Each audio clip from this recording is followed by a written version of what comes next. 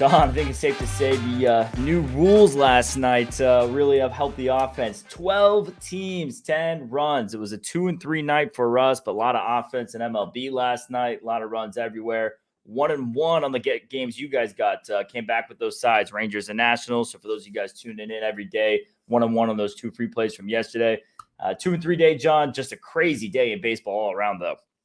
Yeah, I don't know how much the new rules helped it, or maybe a new shipment of baseballs, but yeah, that's a whole hell of a lot of runs to get scored.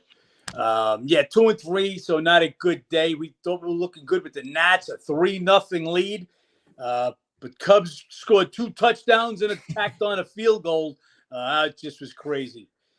Our late bet, which was a very late bet, was KC. And again, this is one of the reasons we tell you it's great to watch the podcast. We give you a lot of the games. We give you some insight.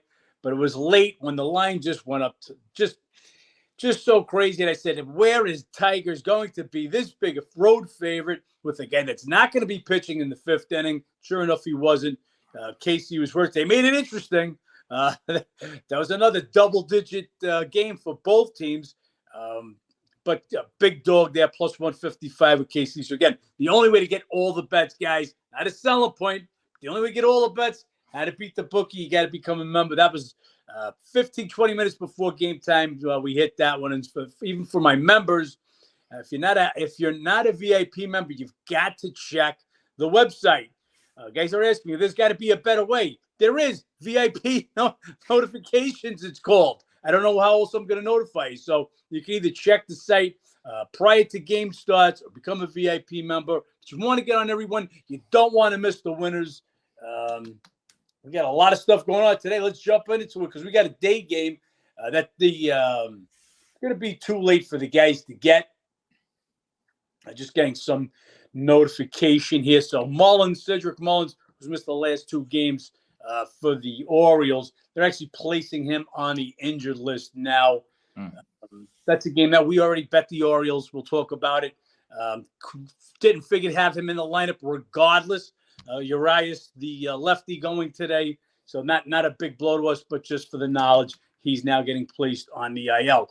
The early game is a 12:35 game, Ben, so take it away. We'll talk about it briefly, but this podcast won't be up by the time that game's kicked off already. Yep, we have 6 day games going on today, guys. We can start off with that top day game, and then we'll go back in order where we usually go, AL, NL, everything else. So that Guardians-Pittsburgh game, the early game, Cleveland right now doing what they're supposed to be doing in these first 2 games here against Pittsburgh. They come out, they get swept by Texas, and then they crush the Pirates' first 2 games, 21-1. Pittsburgh, ice cold. They've lost 5 straight, 2-12 their last 14.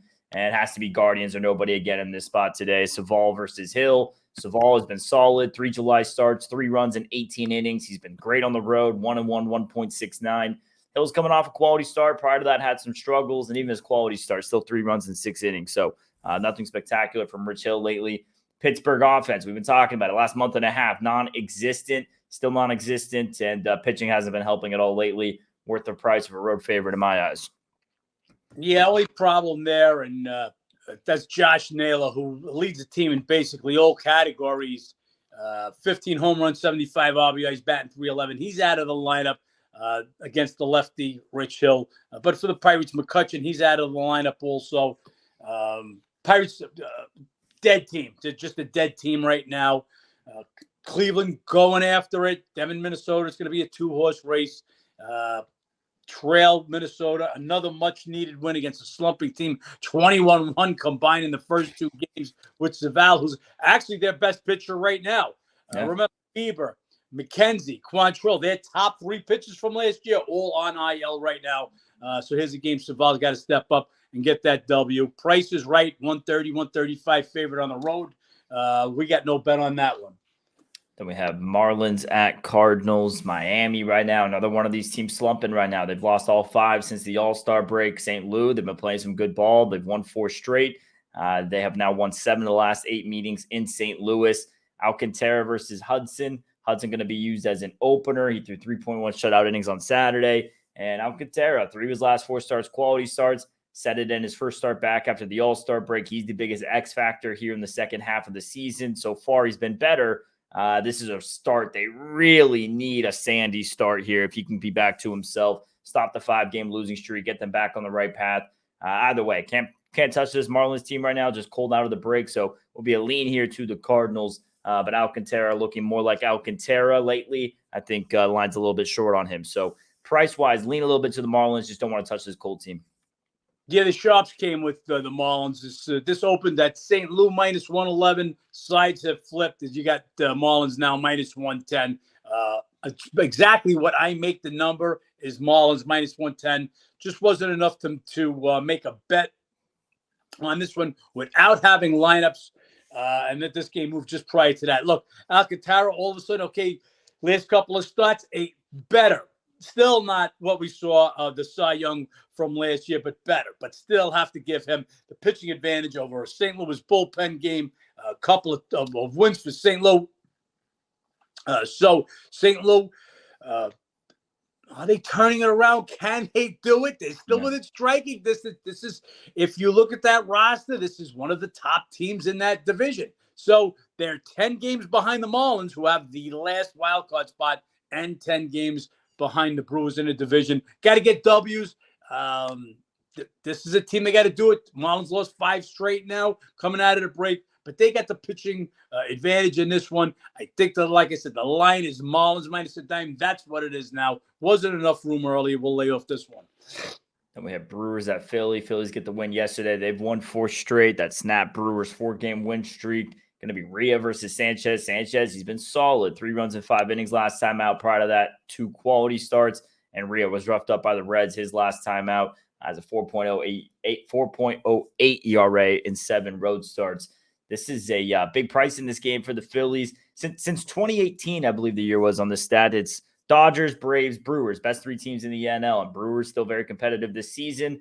This is a big price for a couple of back-end pitchers in the rotation. It's not, Wheeler, Nola, Suarez, or Walker, back-end guy here for Philly who has been competitive. Just a really big price here. Would be Brewers or nothing for me, John. Yeah, I'm on the Brewers, and so is every sharp guy in the entire world.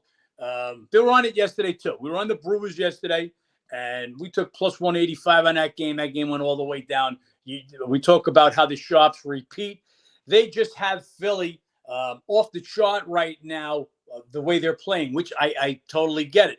But the Brewers are still a top team. They're still one of your top teams. They do struggle against lefties, but without a real pitching advantage, Sanchez, I'm not going to give much of a pitching advantage over Rhea. Just too much of a dog. I sent this out. I actually sent out an apology to how to beat the bookie members, because just as we were playing this, the Sharps hit this from last night. This game opened as Philly a 190 favorite. They hit it all night. This morning, we were waiting to see as they were playing with it. It was bouncing back and forth between could take plus 160, 155, back and forth to plus 160. And then as we sent it out, literally the bottom dropped out. Right now, you can take about 145 on the game. So Sharps have buried this since last night. This is just too high of a price. Milwaukee, a good team. Yes, they struggle against lefties. Just the values there. We're on the Brewers here. And Giants at Cincy. Giants won the continued game yesterday, and then the second game was a slugfest. Won that one 11-10, one of those high-scoring games we had last night. They've been playing pretty good ball right now. San Francisco, they've won 7 straight, 4th best record right now on the road in the MLB. And then you have Cincy, who's ice cold, lost 6 straight. They weren't hitting until that big explosion last night. Still just couldn't pull it out, though. And then Ashcraft versus Stripling's our pitching matchup. Ashcraft's just been 2 different pitchers throughout the year this season. Started off 5 of his first 6 starts, quality starts. Next 8 starts has a 12-plus ERA. And now these last 3 starts been back to form a little bit. 3 straight quality starts, 3 runs in 18 2/3. We'll see if he can kind of continue that against this hot Giants team right now. Did have 2 quality starts versus them last year. And then Stripling, just not going to give you much. Last 2 starts, 4 runs in 8 1/3. We'll see how far he goes. This game to me is Cincinnati or nobody. They do have the pitching edge in this matchup. Giants are red hot. Reds are really cold, so we need a bit more on this price here, but Reds are nothing here for me with the pitching edge. Yeah, I can't get on that Reds bandwagon. The bats woke up a little bit in that we'll call it a doubleheader, the suspended game completion and the regularly scheduled game, but still since he batting just 174. San Fran not batting much better, and they'll lose Lamonte Wade Jr. He left yesterday's game. Doubt that he's going to be in the game today. Ashcraft much better. I get where you're going with it, but you got hot versus cold. Don't want to buck that trend. The number to me is right there, so it's just I've got a lot of bets today, so this is one that I just don't need to push myself. What I am working on right now, I guess we'll get there. Just Rutschman also going to be out, so this is a tough break for us. We were coming back to the Orioles also today. Figured Mullins would be out. Didn't think Rutschman would be out, but J.D. Martinez out for the Dodgers, so kind of evens out. We'll talk more about that when we get to that game. Next game, John, D-backs at Braves. This one was a crazy one last night. D-backs pulled it out 16-13. Braves have won 6 of the prior 7 meetings, including all 3 at Atlanta last year. Arizona was cold before that game, and damn, did their bats wake up last night. Meanwhile, this Braves team, a little bit of woes. Lost 4 or 5 here. We'll see how long these struggles continue. Nelson versus Morton. Nelson, just a different pitcher on the road. You guys have heard us talk about this his last several starts. 3-1, 2.68 across 10 road starts. Team's hitting 233 compared to 357 at home against him. And then Charlie Morton, 3 July starts. He's been terrific. 3-0, 0.47 ERA, 7 shutout innings versus the White Sox his last time out. We'll give Morton the pitching edge, but nothing too drastic with the way that Nelson's been going on the road. This Arizona team, they exploded last night. Does that get them back going? They were a team that was hot most of the first half, started off at the back end of it cold, that continued on to the after the All-Star break, but damn, 16 runs to break out of a slump. I don't know if you can gasp for anything more there. So Arizona is a big price for one of the better road teams in baseball with one of the better road pitchers. Well, this is an overlay, and a tremendous overlay. 39-year-old Charlie Morton getting the job done. He's lights out his last 3. After Elder, all of a sudden, who'd been pitching fantastic all year, crippled his last couple of starts. So Charlie Morton will come in and try to shut the door, get the Braves back on the right track. But as Ben said, you get Arizona here, 3rd best road record in baseball. Nelson does a good job on the road. Give me a team that scored 16 runs the night before is a huge dog. And we're going to be on the D-backs. Haven't made that bet yet because the line has just kept going up. And this is what we talk about, guys. This game opened 205. It's high as 220 right now. We try to maximize every penny. So if the game bounces back, that's when we'll hit it. Then we have Nats at the Cubs. Williams versus Hendricks in this one. Hendricks, last 2 starts, 9 runs, 18 hits, 6 homers, and 10 1/3. He's been getting roughed up. 5 home starts, 4.85 ERA. And then Williams, he was used in that start against the Cardinals on Friday. There was the rain delay there. The game got postponed. So he went 2 2/3 there. He, prior to that, gave up 7 runs in 11 innings in 2 prior starts. Nats right now, they had that game in the bag. We talked about that at the start a little bit, up 3-0, and then next thing you know, 17 unanswered from the Cubs last night. So a little bit of a revenge factor, I would imagine, here. And Cubs do have a matchup with the Cardinals, division rival, coming up this weekend. Cardinals heating up right now, maybe a little bit of a look ahead there. Not that the Cubs necessarily have the benefit of that. They need every win that counts right now. Just no interest here in the Cubbies with Hendricks. The way he's been pitching lately, this game to me would be Nationals or nobody. Not dying to get on this game, though, with Williams. Yeah, and that's a nobody. They're undervalued on the road. They play well on the road. Hendricks has struggled at home and struggled in his last 2 starts. Huge number, huge bounce back off last night's 17-3 score. It would be Nationals or nobody at this price. Then Rays at Texas. Texas red hot right now, looking to go for the sweep. They come in now winning all 5 since the All-Star break. Meanwhile, this Rays team just 3-10, their last 13, really struggling currently. Going to be an opener bullpen day here for Tampa with Little. He's struggled in his open spots, 4 runs in 4 innings his last 2 times out. And Gray, who's just been roughed up, 0-3, 6.81 his last 5 starts after his dominant stretch. Might be a good bounce back opportunity right now against a struggling Tampa Bay team. This to me is Texas or nobody to go for the sweep here. Gray, yes, he's been struggling recently, but still has to have the edge, I believe, over a Tampa Bay bullpen game, and nothing compares to this Rangers offense. So Texas or no one in this one to get the sweep done. Yeah, I'm going to agree, and here's another one, same thing. The line just keeps going down. Don't know what they see in Tampa Bay. Tampa Bay, ice cold right now.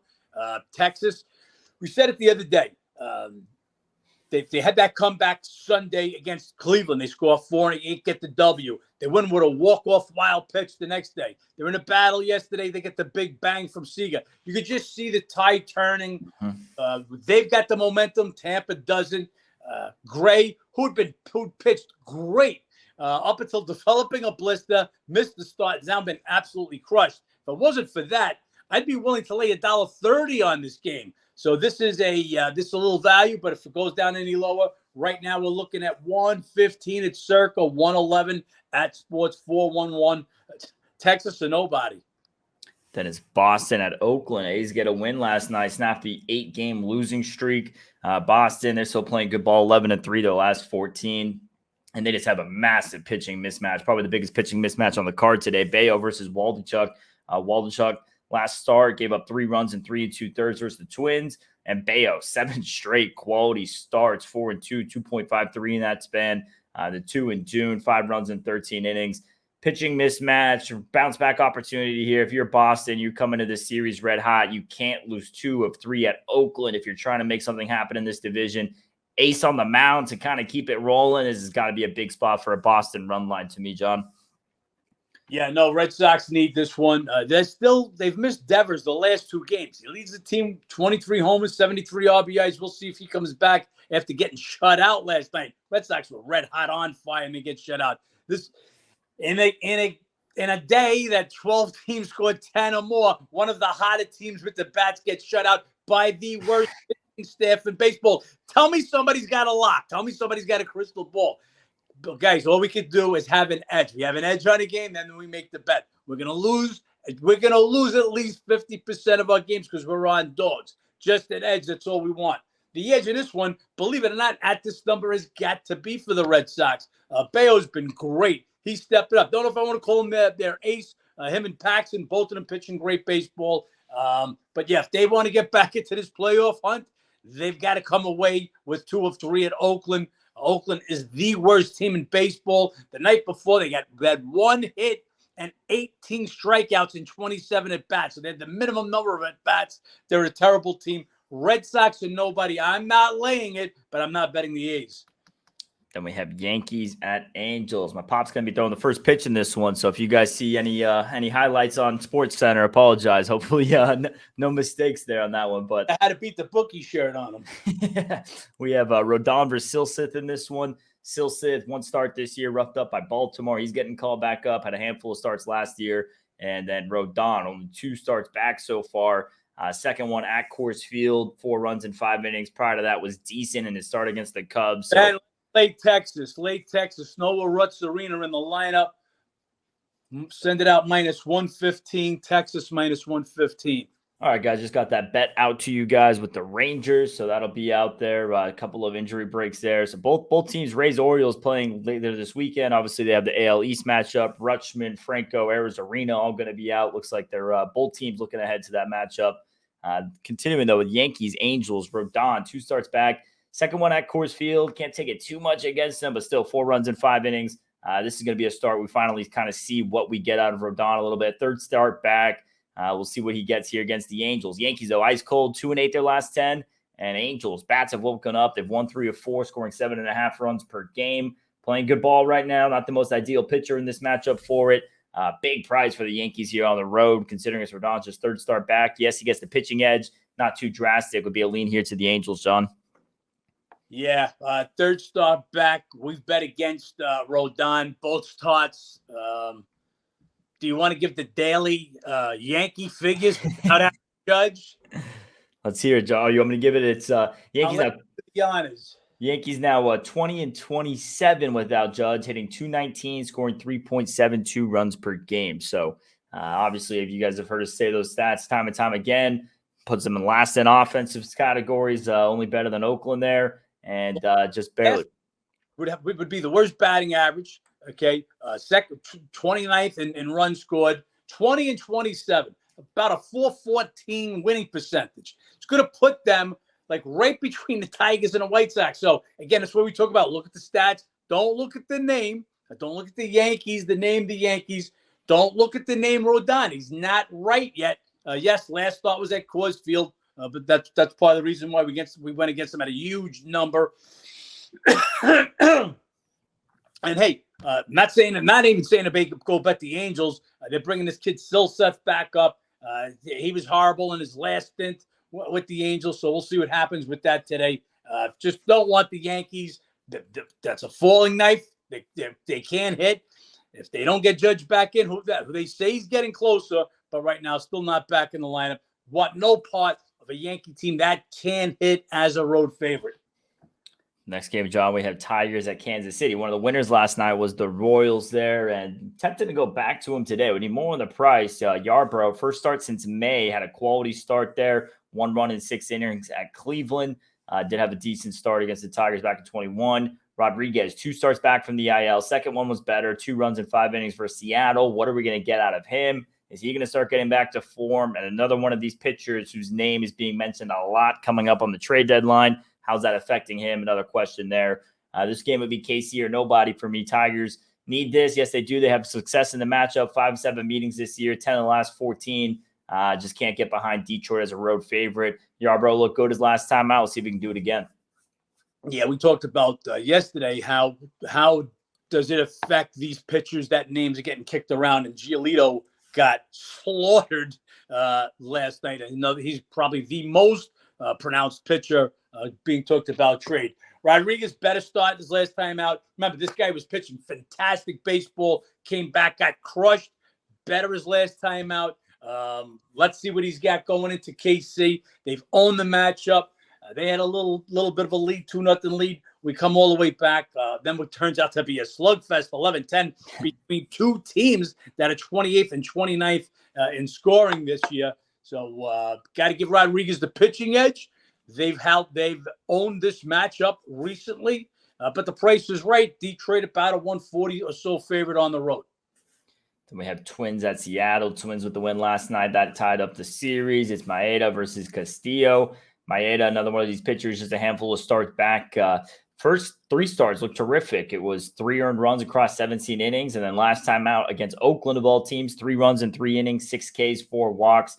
Castillo's been good, but he hasn't had ace stuff. He had gave up 3 runs in 5 innings to the Tigers his last time out. Prior to that, did have a quality start versus the Stros.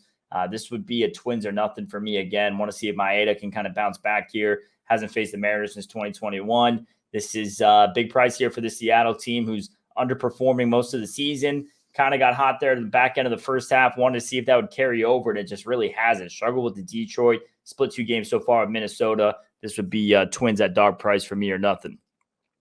Just going to get back with you 1 second, Ben. Here I am with some information popping up. Where are we? I got lost here. Okay, we're Mini in Seattle. Yeah, let's see what Maeda's got. He looked good in those first 3 starts coming back. Not great in the last one, and that was against Oakland. A little bit of a letdown maybe after 3 good starts. We'll see. Castillo, not great last time, and he's been really good at home, holding teams to a 192 batting average. Buxton sat out for the Twins yesterday. Rodriguez sat out for the Mariners. Let's look for those lineups. Minnesota, as you know, leading Cleveland in that AL Central race. This line to me, just a little bit. Look, I got to be honest with you. It's now 43. It's right where it belongs. I'll pass on this one unless there's something more to look up with the lineups. Then Dodgers at Baltimore. You guys have talked about this game a few times already. It's Urias versus Creamer. Going to be no Rutschman, no Mullins here for the O's. They do have that series coming up with Tampa. Urias just had some road struggles, 2-4, 6.89 and 7 starts. Is coming off 2 quality starts, 2 runs in 12 innings. And Creamer's just been solid. They've won 5 of his last 6 starts. Last 2 coming off a pair of quality starts, 18 Ks, 3 walks in those. Both these teams were hot coming into the series. O's dropped the first 2. Don't want to get swept here by the Dodgers on the road. So a little bit of a getaway day here as well for LA. Would be Orioles or nothing here. You guys already know there's a bet there. And also just Urias. Interested to see what we get out of him here in the second half. John, out of those 4 pitchers, Manoah, Urias, Alcantara, and Verlander, 4 guys who were top 4 in ERA last season, all had struggling first halves. I think Urias might be the guy who has the best chance at a flip around. We'll see what happens with him coming off the IL. Last 2 starts were better. Still, though, the road struggles from earlier this season were prevalent. Yeah, no, I think you're seeing that already with his last two starts. The first start back, not so much, but that's why we usually don't like him.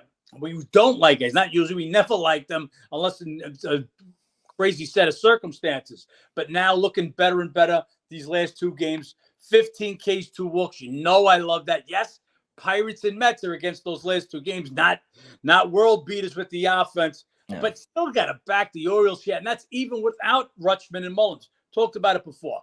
Mullins, the left-handed batter, he's been placed on the IL.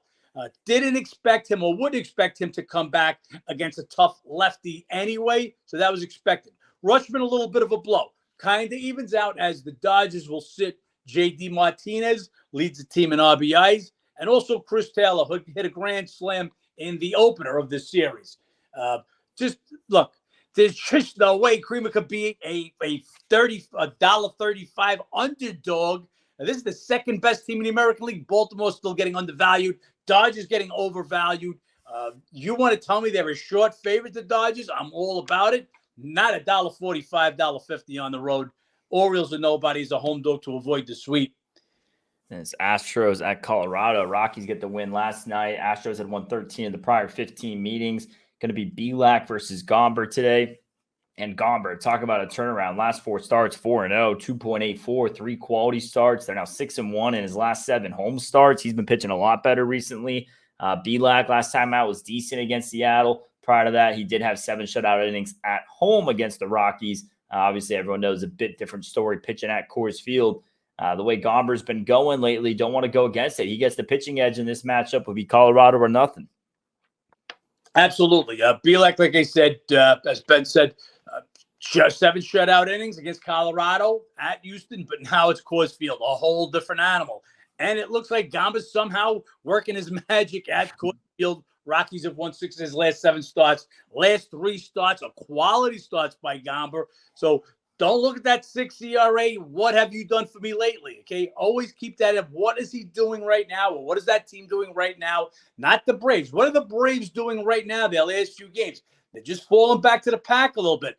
Take a look at Tampa Bay Rays. I don't want to know what their record is for the entire season. That's built mainly off a ridiculous hot start. What are they doing right now? Same kind of scenario with Gomber. What's he doing right now? Makes them an attractive home dog. Guys, you guys know I like to bet the Rockies. Always undervalued at home, especially against a Houston team that right now they've got the Houston name, but without Altuve, without Alvarez, they're not the Astros. Padres at Toronto. Padres are at fault last night for not being the 13th team to get to the 10 runs. They beat the Jays 9-1. They're 2-3 since the break here. They snapped that 3-game skid against Philly and Toronto. They were playing good ball. That snaps their 4-game win streak. Going to be Darvish versus Berrios. Darvish did have the quality start against the Phillies. Prior to that, he was struggling, and you guys know the story with him on the road, 4-3, 5.52 in 8 starts. And Berrios, last 2 starts, 1 run and 12 2/3. He's better at home. You got pitchers, home and away splits here that favors Toronto. Revenge, bounce back opportunity here. Everything lining up there for the Jays at this price would be Toronto, John. Just checking. Okay. Yeah. Darvish has got to do more than one great. We bet against them with the Phillies. It's the only game that the Padres beat the Phillies was the opener. We bet against Darvish. It just hasn't not been good on the road. So it's got to do more than one good road start. He's coming off some bad road starts. Even if Darvish gets back to pitching like that, still got to give Berrios the edge in this one. And I'm going to give Toronto the edge. They got shut down yesterday, 9-1 in front of their home fans. Expect a little bounce back. They'd been playing good baseball. Padres, they just coming off losing 3 or 4 at Philadelphia. Got to be more than $1.15 to me. The Toronto and nobody on a cheap number. And then last game on the card, we have White Sox at Mets. Going to be a pitching advantage here for the Mets with Verlander on the bump. Toussaint going to be going for the White Sox. He followed an opener on Friday with 5 1/3. We'll see how long he goes in this one. Verlander last start, 3 runs in 5 innings against the Dodgers. He has been better at home this year, 2-3, 2.57 in 7 starts. This is coming up on that time for the Mets to make the decision. Sellers, buyers, what are they doing? And this is a big game for that. You have the ace on the mound versus Toussaint and one of these AL Central teams. They hung on last night for the 11-10 win. They got hot before the break. Then they lost 4 straight. Can they come out of this, start putting together a little win streak here, make it 3 straight with Verlander on the mound? I'm not going to lay the Mets as a 2-1 favorite, but this is Mets or nothing in my eyes. This is a spot they absolutely need, and pitching mismatch, everything else. We'll see if they can pull it off, John. I don't know. The Mets, they had a 7-2 lead, and just tried everything possible to give the game away last night. Verlander, 6 walks in that game, his last start against the Dodgers. Don't like it. No way in the world do I want the Mets going. Do I want Toussaint in a bullpen game? He'll go a little bit longer, but don't want the White Sox here. I'll just pass on the Mets. I'll pass on this one. We got a lot of action today. A lot of action today, guys. You guys have already heard a few of the bets we have. Do you guys want all of them? Go to the How to Beat the Bookie website, howtobeatthebookie.com, or download the app in the App Store, Google Play. Get all this information. And as you guys have seen, already crazy lineup day. It's a travel day, getaway day. Some teams looking ahead to some series, so lineups are changing, pitches might be changing. For all that information, become a How to Beat the Bookie member. John, pretty good since the All-Star break, 2 and 3 day last night, but a lot of action tonight to get it all back. Yep, let's get to work because we got a lot to do. We'll catch you guys here tomorrow. Thanks for tuning in, guys. Best of luck. Let's make some money, John. Make some money.